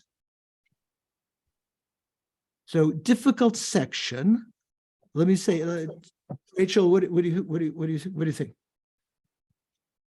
I'm sorry, now I'm confused about how a Buddha can have omniscience when, assuming the Buddha has uncontaminated wisdom, how the Buddha can't see conventional truth. And I understand that the Buddha can see the conventional truth, that simultaneous with ultimate truth, but from the Prasangika Madhyamaka point of view here, I'm not understanding how we're going to get there. Okay, so the omniscient mind of a Buddha, to the omniscient mind of a Buddha, this uncontaminated gnosis, phenomena do not appear as inherently existent to their mind. But the Buddha's mind is omniscient and has various powers, one of which is knowing the mind stream of all sentient beings, from beginningless time into the future, knowing all of that. So the Buddha knows how phenomena appear to sentient beings, which is, he knows how sentient beings impute those phenomena. So he or she knows, Buddha knows, with their omniscient mind, conventional truths, but not by the force of those conventional truths appearing directly to the Buddha's mind, because the Buddha's mind is one that is in single-pointed meditative equipoise on emptiness all the time. But when we talk about the Buddha's mind from the conventional point of view, the Buddha knows conventionalities by knowing the minds of sentient beings. Okay. not totally satisfying. Okay, Jennifer, what do you think? Thank you, Venerable George. Just a quick clarifying question, because you had mentioned from the Shravaka system's point of view, things exist how they appear. But I thought that Shravakas and Pratyeka Buddhas would have to realize the emptiness according to the Madhyamaka Prasangika. Right. So talking about their tenet systems, the Pali Canon and so forth, and the tenets that came up from that, like Buddha Ghosha, what's the text Buddha Gosha wrote, Paul? The Visuddhimagga, the path of purification. You know, it's kind of like their Lan Rims, you know, they're kind of like their treatises that were written by other you know, practitioners other than the Buddha and the Shravakas, you know. In those texts, their tenets assume that phenomena really exist the way that they appear, and they are verified because that consciousness that realizes them correctly is uncontaminated. Whereas so that's in their tenet system. So as we will be coming to soon in Lama Tsongkhapa's text, we're going to be talking about how the Shravakas and Pratika Buddhas definitely have to realize emptiness in order to achieve, you know, their state, in order to achieve their goal of nirvana, of arhatship.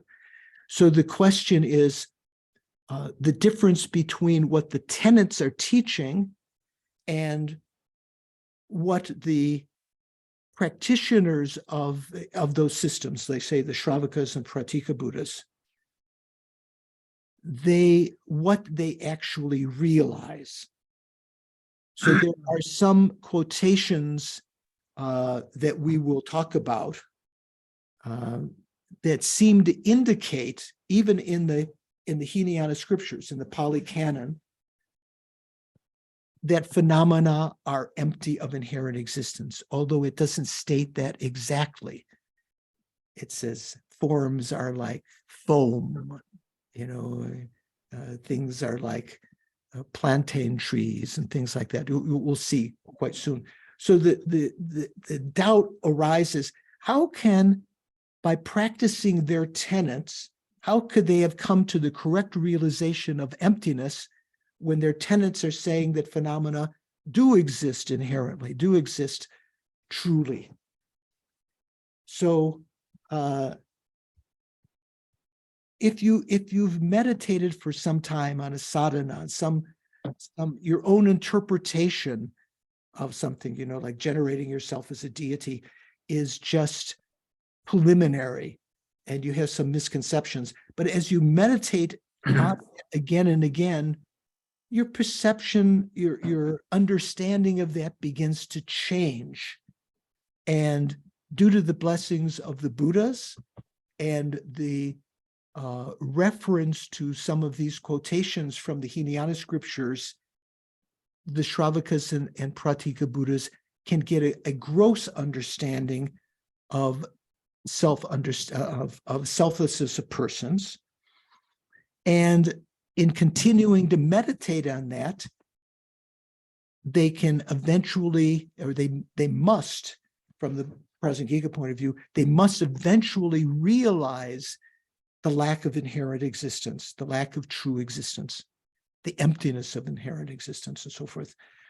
So how they go about doing that is not clear. There's no arhats that I know that I can ask. But this is the position of the Prasangika and Lama Tsongkhapa. Thank you. Okay, so I'm just going to read this again as we did last time. Until the attainment of the Buddha's ground, until you attain omniscience, the only mental state not tainted by imprints of ignorance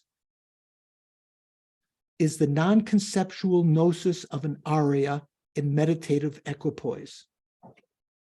Non-conceptual gnosis means direct realization of emptiness in meditative equipoise, right? That's the only mental state not tainted by imprints of ignorance, according to Lama Tsongkhapa. So there's some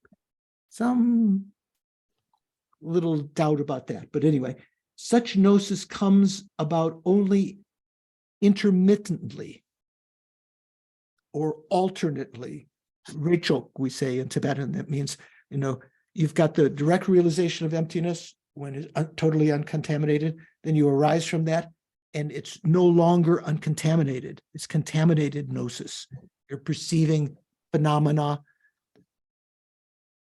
alternately, or how does he say here? Intermittently. For when Aryas rise from their meditative equipoise, their mental states are once again tainted by the imprints of ignorance. The taint of ignorance exists up until the seventh ground, right? Up to and including the seventh ground, you still have the taints of ignorance. On the 8th, 9th, and 10th grounds, that are called the pure grounds, or the pure bhumis, you no longer have the imprints of, you no longer have the taints. What does it say? Rise from their meta states are once again tainted by the imprints of ignorance.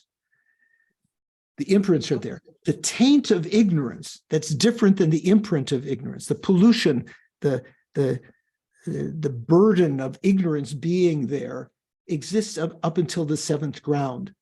The stain of ignorance is not talking about the imprint of ignorance. The stain of ignorance, the fact that ignorance is there, disappears for those on the 8th ground and up, as well as for the two types of arhats.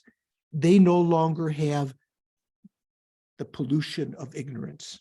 They still have the imprints of ignorance that causes phenomena to appear to them as inherently existent. The stain of ignorance itself disappears for those on the 8th ground and up, as well as for the two types of arhats. Since the pollutant ignorance has ceased, but they still possess taints or pollution from the form of residual imprints of ignorance. That means the imprint, adding all these extra words maybe makes the sentence more complicated. They are free from any pollution of ignorance. Ignorance doesn't pollute their mind, but they still have the existence of the imprints of the delusions, which pollutes their mind and therefore causes phenomena to appear inherently existent when they're not in meditative equipoise and emptiness. Wow. Okay. So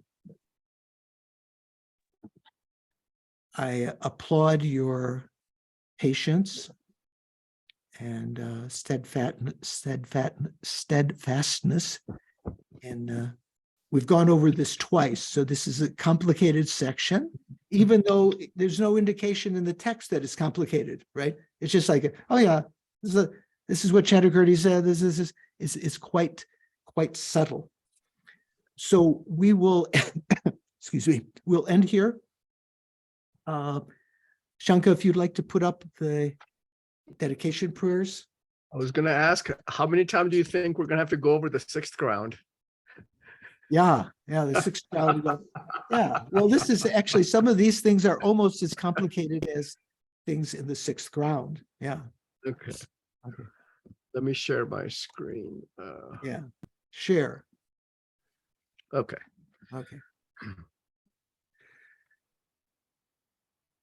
So isn't there a dedication prayer before this? Yeah. Due to these merits, due to these virtues, gewadi, due to these virtues, may I quickly attain the state of a Guru Buddha and lead all migrators without exception into that enlightened state. May the supreme precious Bodhicitta, here the word Rinpoche doesn't have to mean jewel, like when we talk about jewel, I think this is Thupten Tridren's translation. She says, Jangchub Semchog Rinpoche. Rinpoche doesn't mean necessarily jewel, it could just mean precious. May the supreme precious Bodhicitta that has not yet arisen, arise and grow, and may that which has arisen not diminish, but increase more and more. And then a long life prayer for Lama Zopa Rinpoche, you who uphold the Muni's moral code, in Shakyamuni Buddha's Vinaya, serving as a bountiful bearer of all, sustaining, preserving, and spreading Manjunath's victorious doctrine. Manjunath's refers here to Manjushri, and as Lama Tsongkhapa, sort of used as a synonym for Lama Tsongkhapa, masterfully accomplishing magnificent prayers honoring the three jewels, Savior of myself and others, your disciples, please live long. And for all of our spiritual friends, teachers, you who are eyes for viewing all the infinite scriptures, supreme gateways for the fortunate traveling to what? That little thing is over the words there. Supreme gateway to the fortunate traveling liberation. Engaging with skillful means, moved by love, all illuminating spiritual friends. Implied here, please live a long and stable life.